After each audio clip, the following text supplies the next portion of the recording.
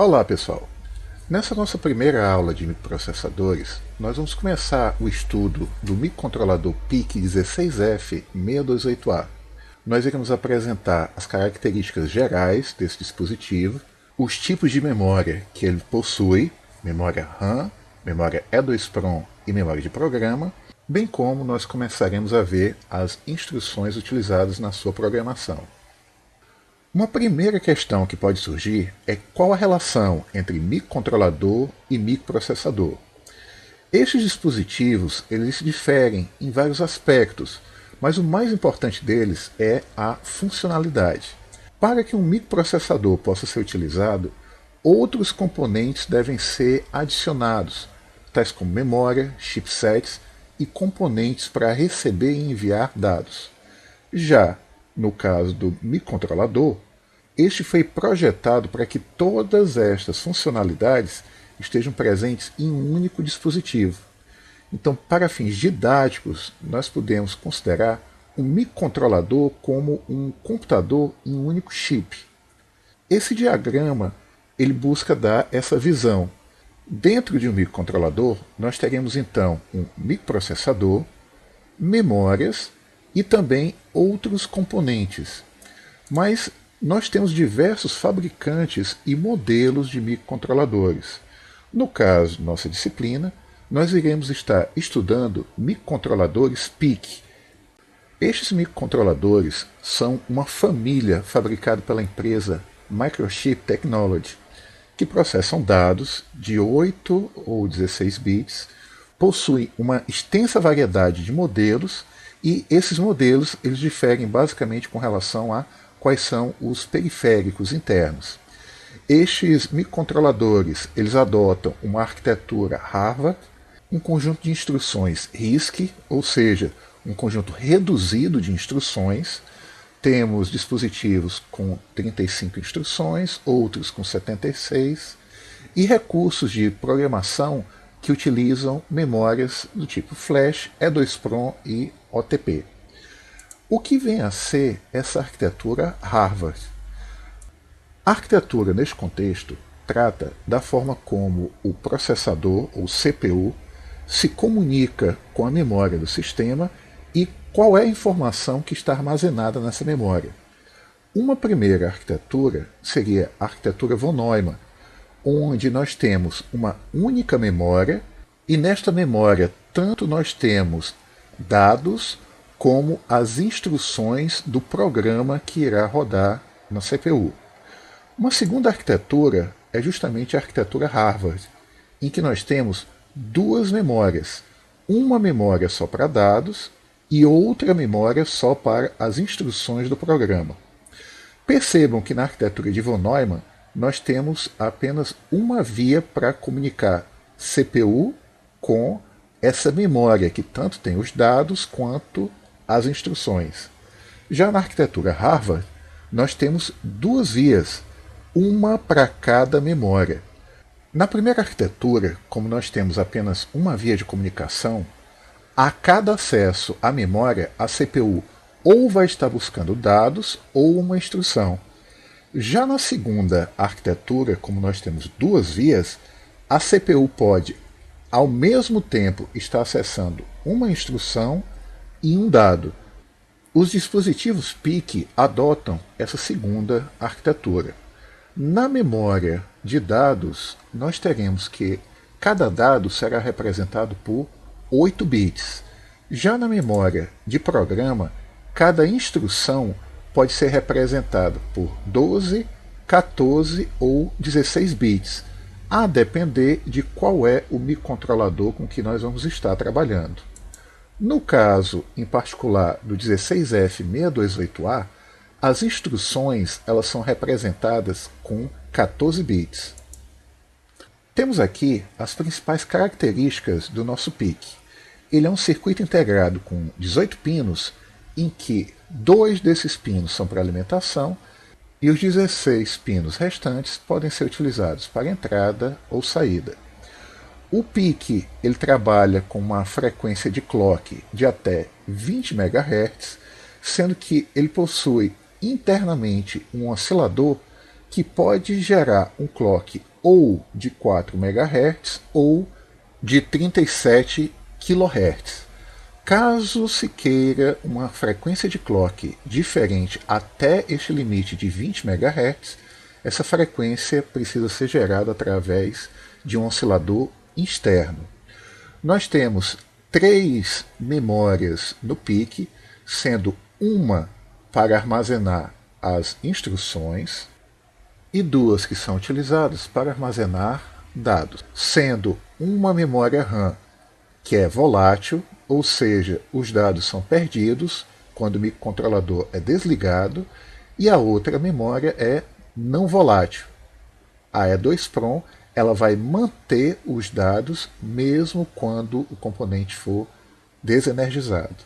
O PIC possui 3 timers, timer 0, 1 e 2, que são periféricos utilizados para contagem de tempo ou de um evento externo.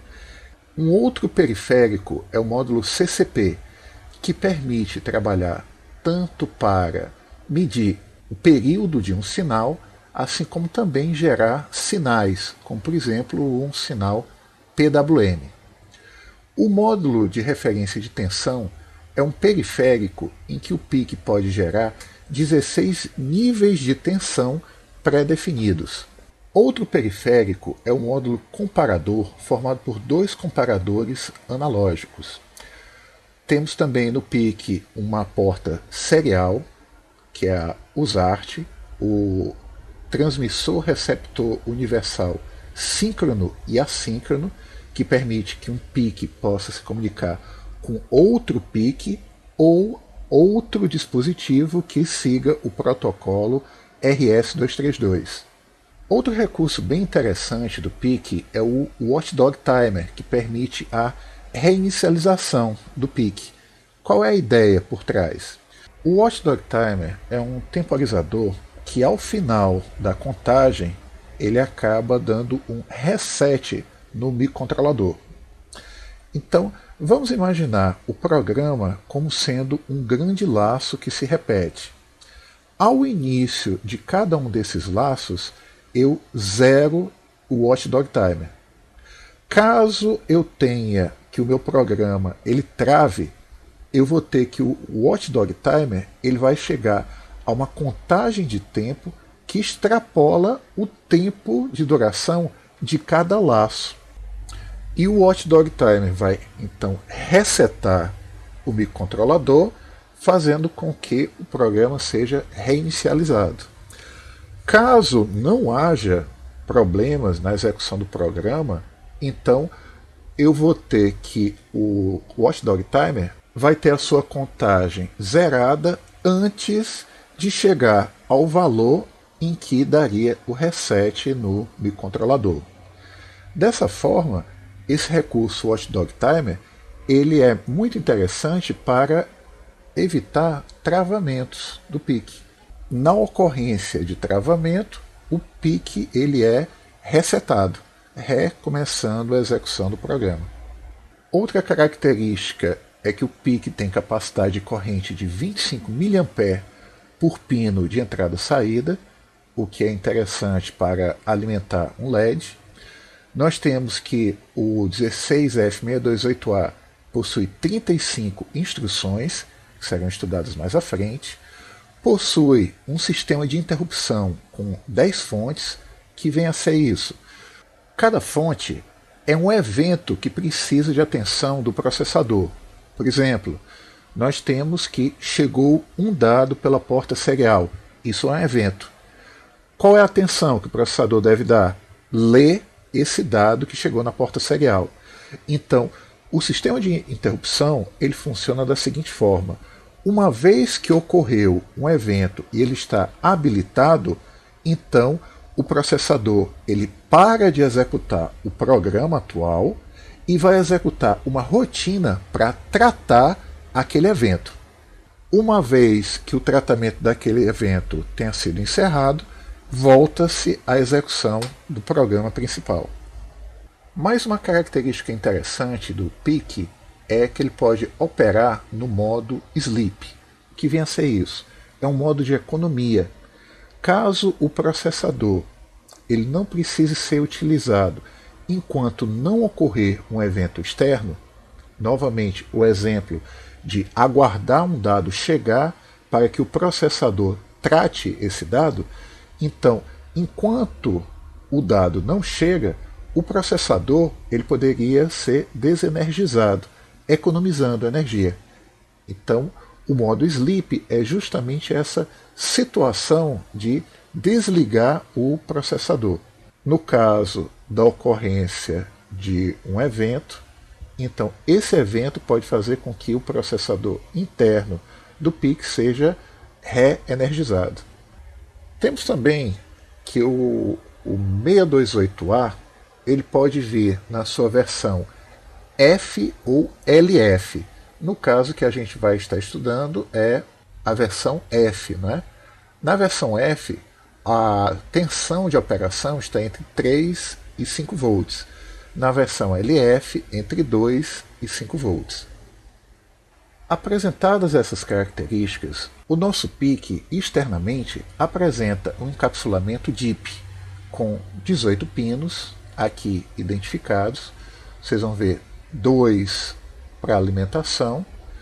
Os demais pinos podem ser utilizados para entrada e saída.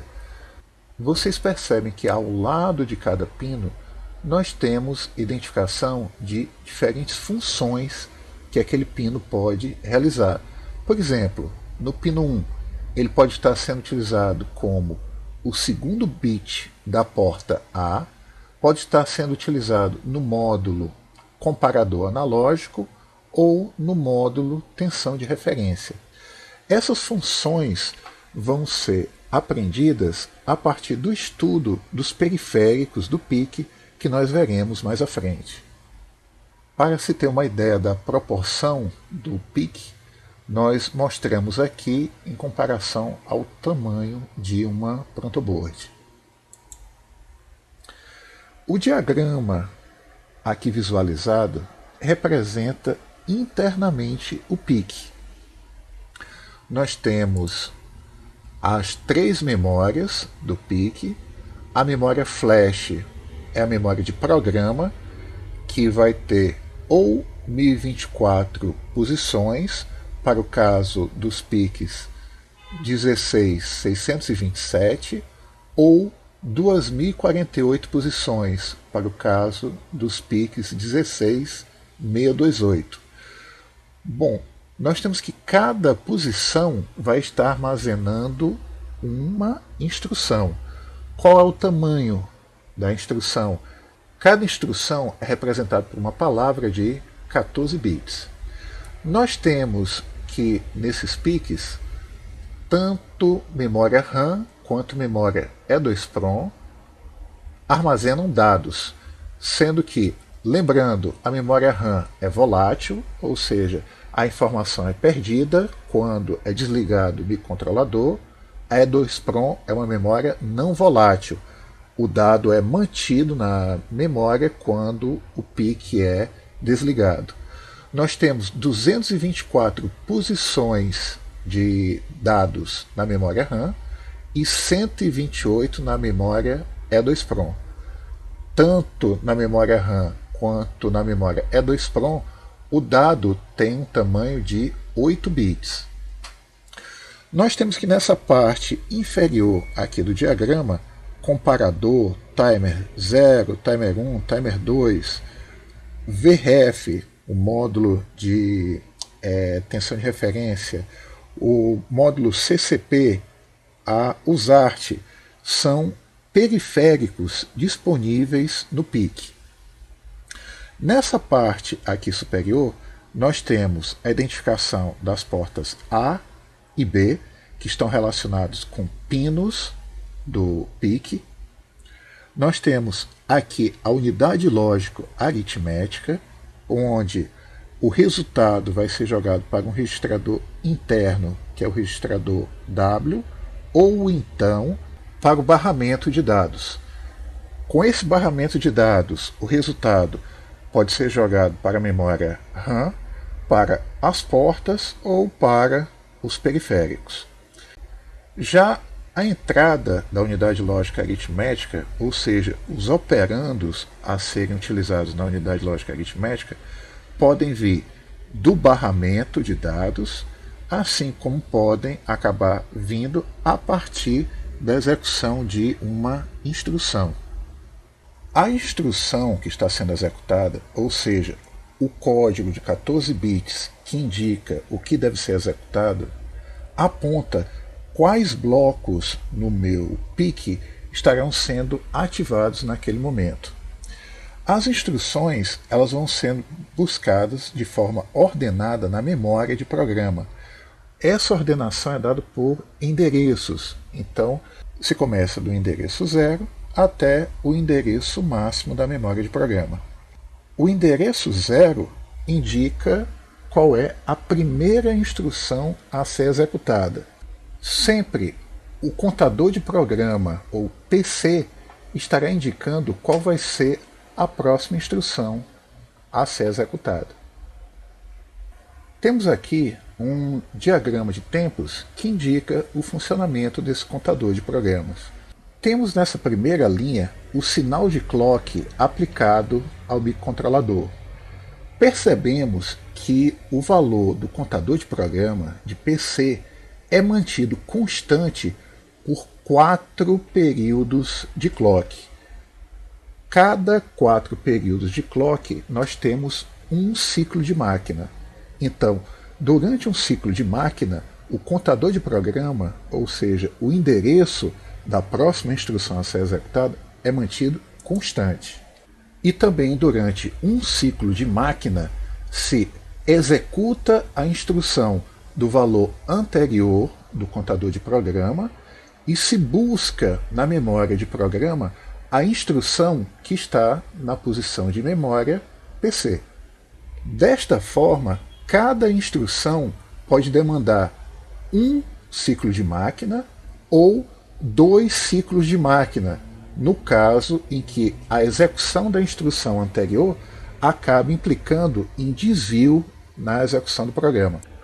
Como exemplo do que ocorre a cada ciclo de máquina, nós vamos apresentar essas 4 instruções. Em um primeiro ciclo de máquina, busca-se o código da instrução do endereço 1. No ciclo de máquina seguinte, essa instrução é executada, no caso, MOVLW55H irá transferir esse valor para o registrador W. E também busca-se o código da instrução 2.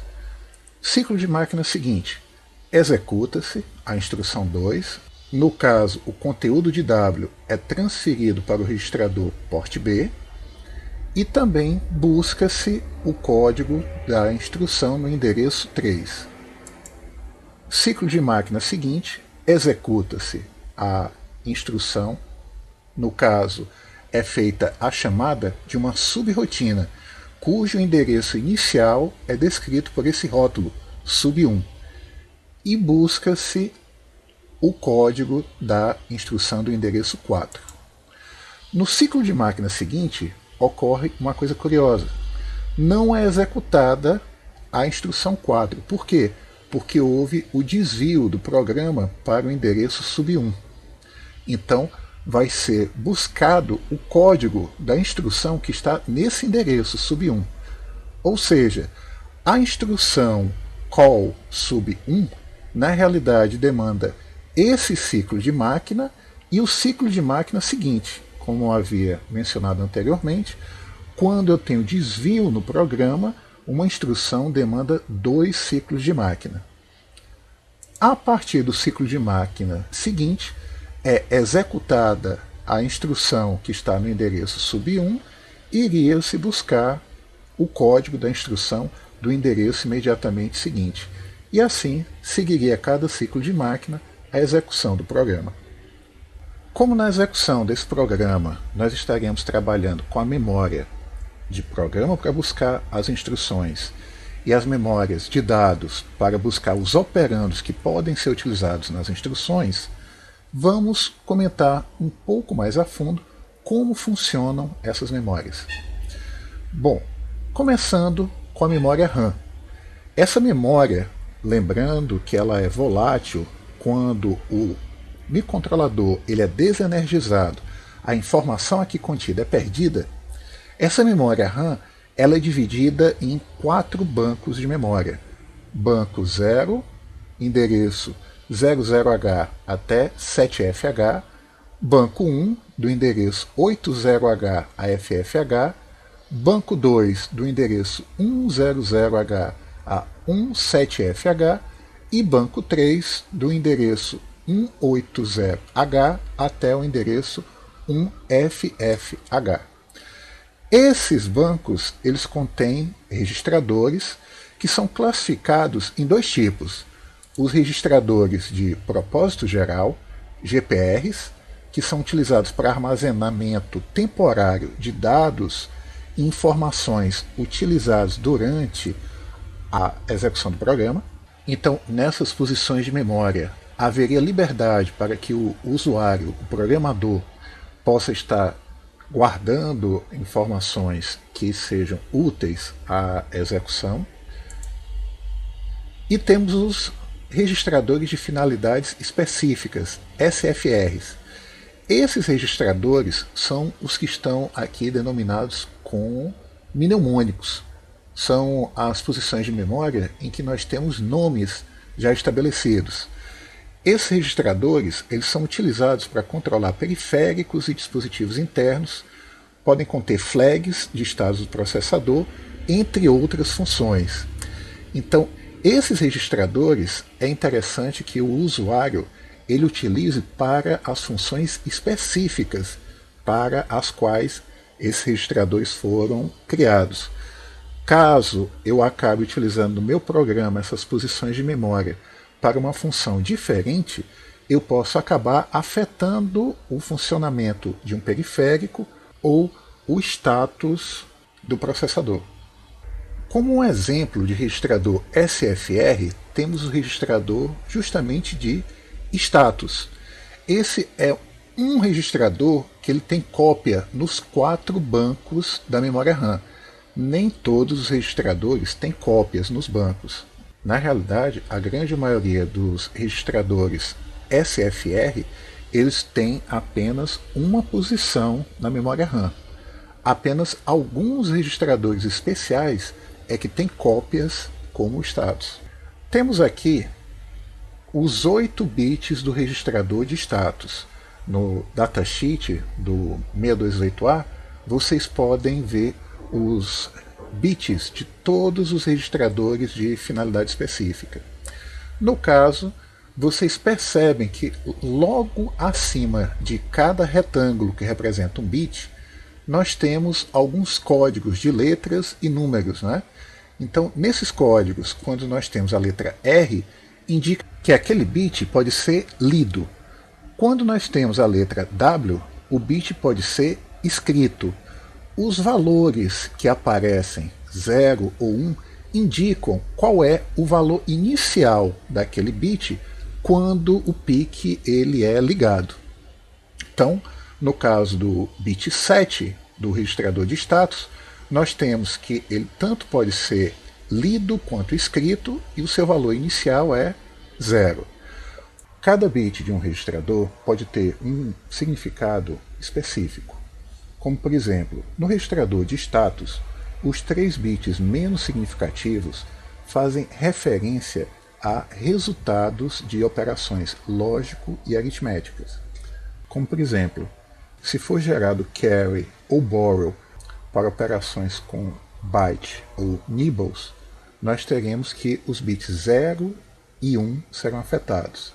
Se o resultado da operação lógica aritmética for 0 ou 1, isso será indicado no bit 2 do registrador de status. Os bits 3 e 4 eles estarão indicando a forma com que o microcontrolador foi ligado ou desligado. E os bits 5 até 7 estarão relacionados à seleção do banco na memória RAM que está sendo selecionado para acessar um registrador.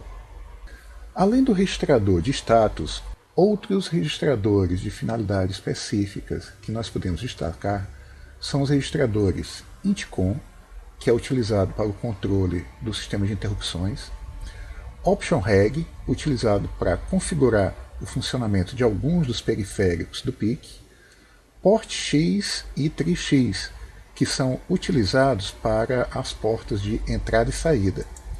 Esses e outros registradores de finalidade específicas serão estudados conforme forem apresentados os recursos do PIC 16F628A.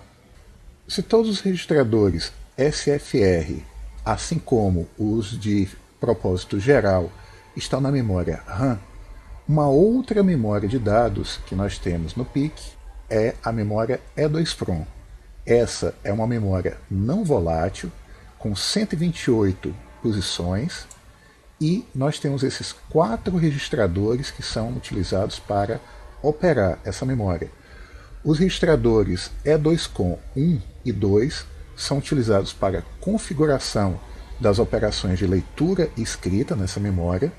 O dado lido ou a ser escrito nessa memória fica armazenado no registrador E2 Data e o endereço desse dado no registrador E2 ADR. Se as memórias RAM e E2PROM elas armazenam dados, a terceira memória presente no PIC é a memória de programa, que armazena instruções. O 16F628A ele possui 2048 posições de memória. Cada posição de memória pode armazenar uma palavra de 14 bits, que vai estar codificando uma instrução, e a identificação de cada posição de memória é um endereço, que são utilizados 13 bits para esse endereço. Com 13 bits para representar o endereço, seria possível representar 8.192 posições de memória, ou seja, 8K posições de memória. Esse formato de endereçamento ele foi mantido no 16F628A para ter compatibilidade de código com outros PICs que têm capacidade de memória maior. Então, fisicamente, no 628A, nós temos apenas 2K. Nesses 2K, são armazenadas, então, as palavras que representam as instruções do programa. A primeira posição de memória, aqui chamado de vetor reset, que é o endereço 0, corresponde à primeira instrução a ser executada quando é dado reset, quando é ligado o microcontrolador. O endereço 4 é um endereço de particular interesse, chamado de vetor de interrupção, porque sempre que é feito pedido de interrupção e ele vai ser atendido, o início da rotina de interrupção é nesse endereço 4. A primeira instrução a ser executada para tratar uma interrupção vai estar nesse endereço. Percebam que entre o vetor de reset e o vetor de interrupção há posições de memória identificadas como reservado. Isso porque, quando se trabalha com uma rotina de tratamento de interrupção, essas posições de memória contêm instruções para desvio do programa para a rotina principal. Temos que o controle da execução do programa utiliza o contador de programa, PC, que já havia sido mencionado anteriormente. Para exemplificar como funciona o contador de programa, vamos considerar esse exemplo. Temos aqui um código em assembly, cada linha nós temos uma instrução em assembly. Na nossa plataforma de desenvolvimento, nós iremos compilar esse código e cada linha, cada instrução, seria traduzida para uma palavra de 14 bits. Essas palavras é que seriam armazenadas na memória de programa. Essas palavras elas seriam apontadas pelo contador de programa, sendo que logo quando é inicializado o microcontrolador, esse valor aqui de PC é o endereço 0. Então a palavra de 14 bits que está no endereço 0 indicaria a primeira instrução a ser executada. Busca-se essa instrução, No ciclo de máquina seguinte, PC é atualizado para a próxima instrução. E assim, a cada ciclo de máquina, PC vai estar apontando para qual vai ser a próxima instrução a ser executada. Explicado o funcionamento do contador de programa, percebam que na programação de um microcontrolador, o usuário ele vai programar na linguagem Assembly. No entanto, o microcontrolador ele vai entender a linguagem de máquina, que vai ser gerada a partir da tradução da linguagem Assembly através de um montador ou compilador. Assim, o usuário, ao desenvolver o programa, será um programa .asm, onde nós teremos instruções na linguagem Assembly, um programa montador, que no nosso caso ele estará presente no ambiente de programação MPLAB, vai gerar o programa em linguagem de máquina, é um programa que vai ter extensão .x. O que a gente vai ter nesse programa? Cada instrução em Assembly vai ser traduzida para uma palavra de 14 bits que vai ser compreensível pelo PIC. E como nós podemos transferir esse programa para o microcontrolador?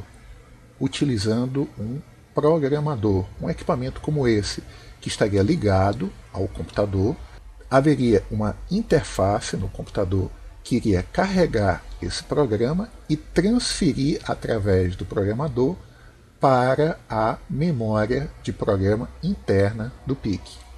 Então, para que possamos realizar essa programação do PIC, vamos começar a estudar as instruções. De forma geral, os mnemônicos, ou os nomes das instruções, são bastante intuitivos e formados por uma raiz que indica a sua função e letras que indicam os operandos utilizados por aquela instrução. Exemplos de raízes que indicam as funções das instruções.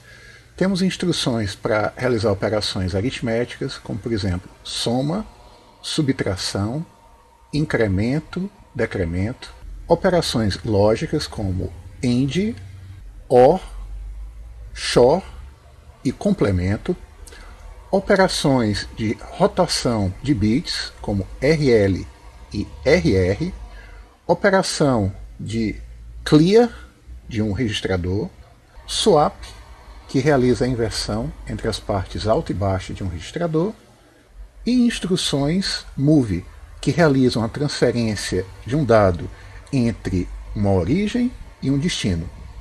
Para identificar os operandos utilizados por uma instrução, as seguintes letras podem estar presentes no nome da instrução. W, para indicar que aquela instrução trabalha com o registrador W, que é o acumulador. F, que indica que aquela instrução trabalha com um registrador, que é uma posição de memória na memória RAM.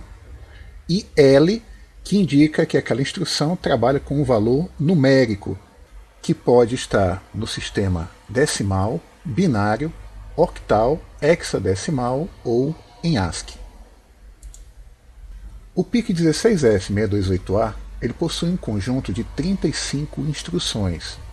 Para o nosso estudo, nós vamos considerar essas instruções divididas em 4 grupos. Vamos começar o estudo com as instruções que trabalham com registradores. São 16 instruções. Temos nessa coluna os nomes das 16 instruções e nessa outra coluna os operandos ou argumentos que devem ser passados para essas instruções. Percebam que em algumas instruções nós temos que passar 2 operandos, em outras instruções apenas um operando. Sempre nós temos F como um dos operandos. F indica que nós temos que passar o endereço de um registrador. Nas instruções em que temos um segundo operando, esse operando é identificado como D, de destino. Esse valor D ele só pode assumir 2 valores, ou 0 ou 1. O destino, ele, se for igual a 0, indica que o resultado daquela operação vai ser armazenado no registrador W. Se for igual a 1, significa que o resultado daquela operação será armazenado no próprio registrador passado no primeiro argumento. Para melhor compreensão do uso dessas instruções, vamos apresentar exemplos da sintaxe dessas operações com registradores. Começamos com a instrução addwf, que realiza a soma entre o conteúdo do registrador W e o conteúdo de um registrador que é passado como argumento. Sintaxe semelhante terá a instrução subwf, só que ela realizará a subtração entre o conteúdo de W e o conteúdo de F. Como é então essa sintaxe? Nós temos que dois operandos são passados. O primeiro operando é a identificação do registrador, cujo conteúdo será somado com o conteúdo de W. O segundo argumento, D, se for igual a 0, vai indicar que o resultado da soma vai ser armazenado em W. Se D for igual a 1, o resultado da soma será armazenado no próprio registrador. Essa instrução addwf, assim como também subwf, afeta as flags C, DC e Z que estão no registrador de status que havia sido comentado. Exemplo do uso da instrução addwf.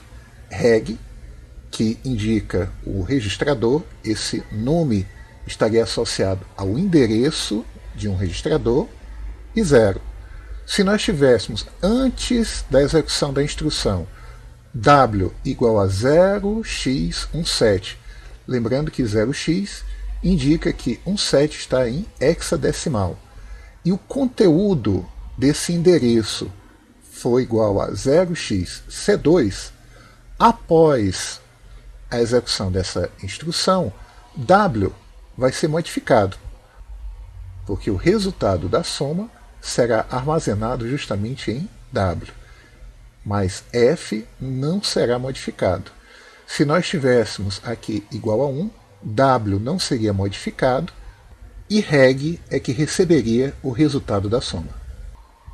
Próxima instrução, endwf, realiza a operação end entre o dado de 8 bits que está no registrador W e o dado que está no registrador F.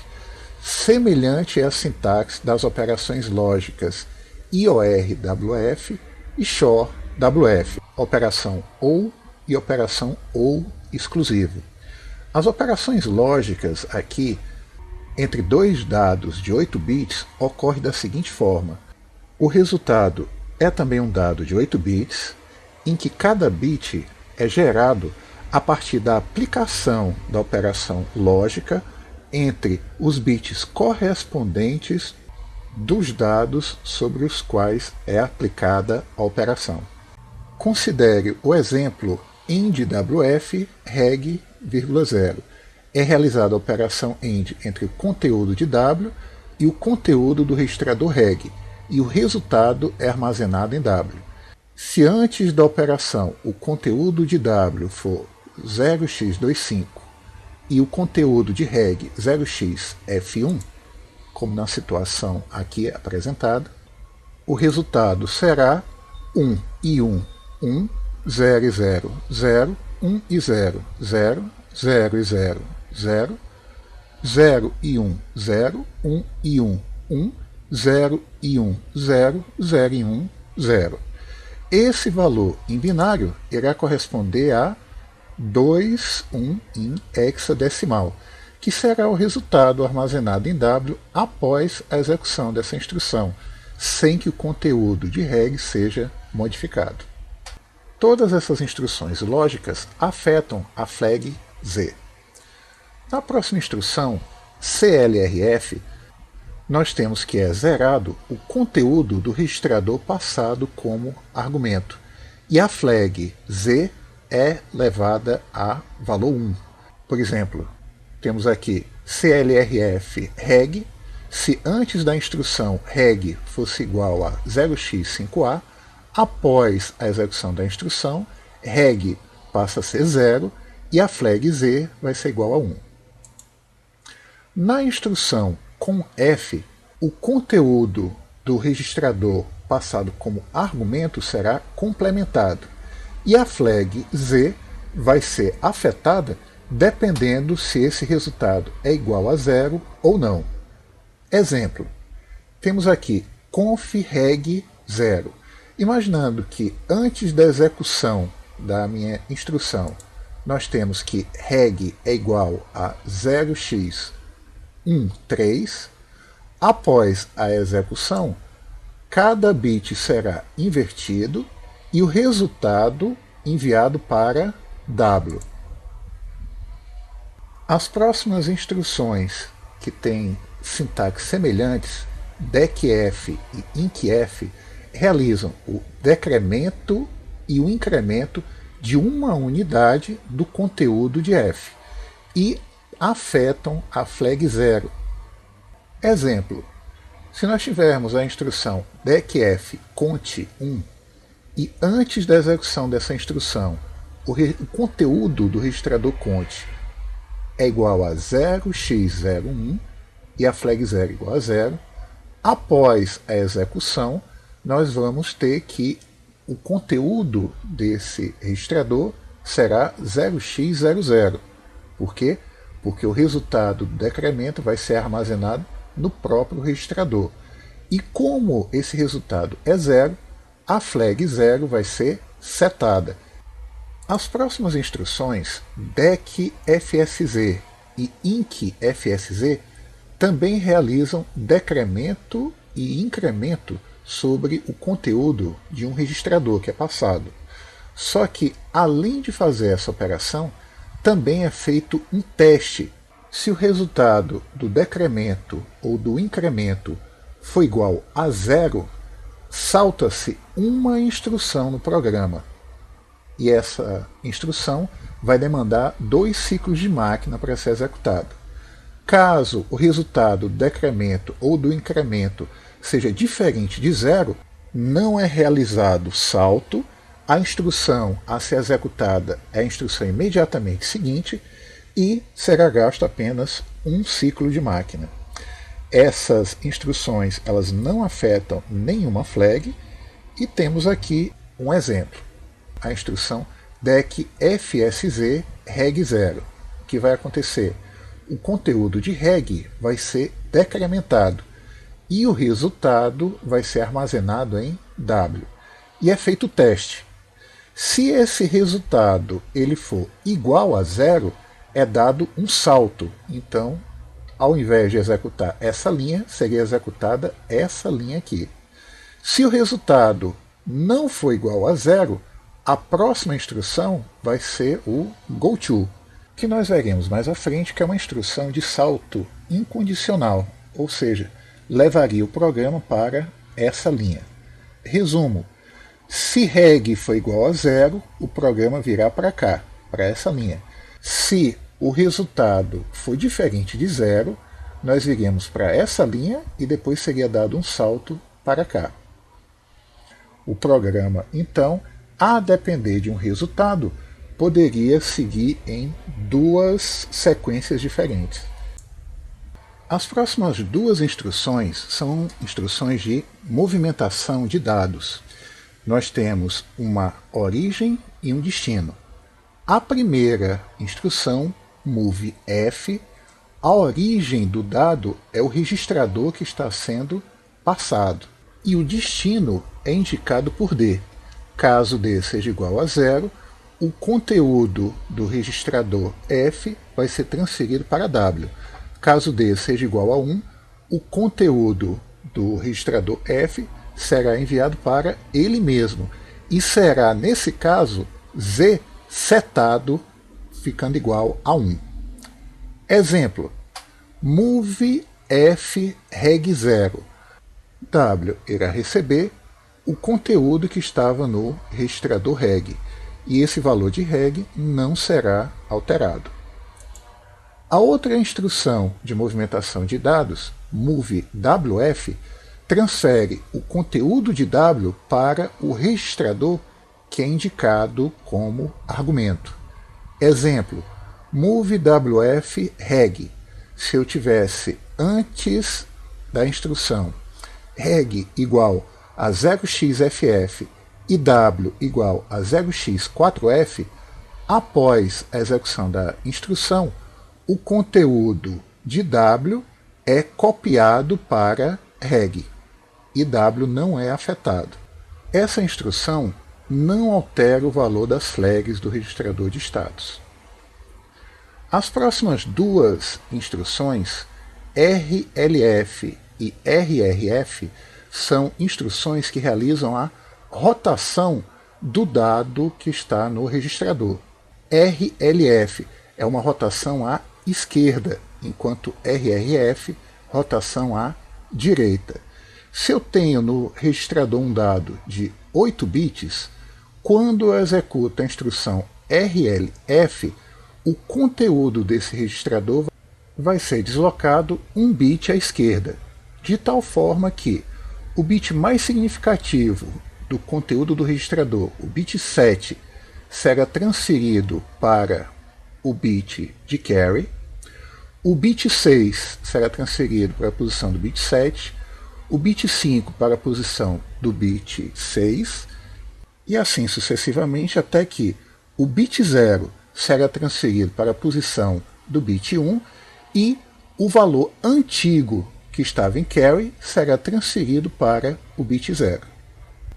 No exemplo aqui apresentado, RLF reg 0, o conteúdo de reg será deslocado à esquerda e o resultado desse deslocamento será armazenado no registrador W.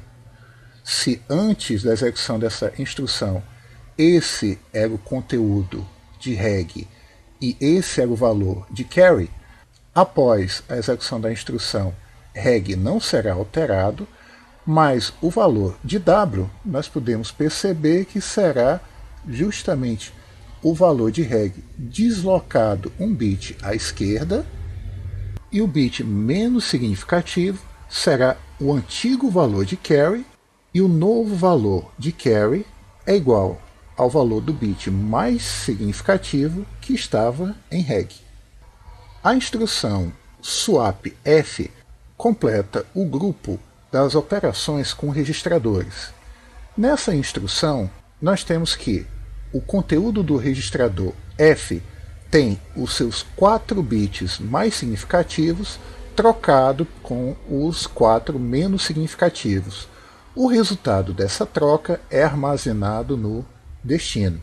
Nenhuma flag é afetada, e no exemplo swapF reg 0, nós temos que se antes o conteúdo de reg era 0x5, após a execução, nós temos que reg não vai ser alterado, pois o destino é W, e W irá receber os 2 dígitos em hexa que estavam em reg trocados de posição. Vistas as 16 operações com registradores do PIC16F628A, as operações com bits, com literais e operações de controle serão o assunto da nossa próxima aula. Vocês podem encontrar os assuntos tratados nessa aula no nosso livro-texto sugerido, bem como no datasheet do PIC. Bons estudos, pessoal, e até a próxima!